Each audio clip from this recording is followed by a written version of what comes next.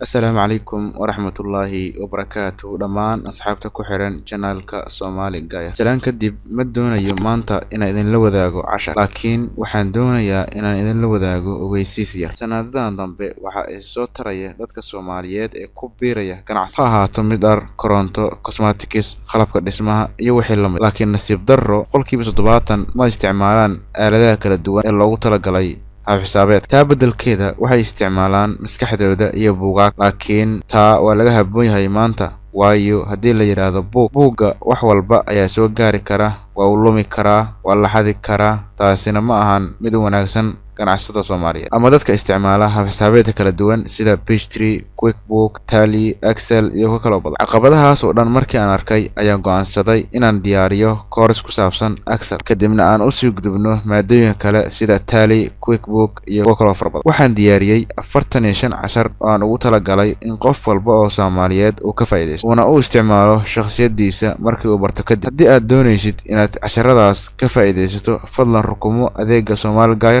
oo subscribe garay channelka YouTube lana wadaag muuqaalkan asxaabtaada. Mahadsanidin.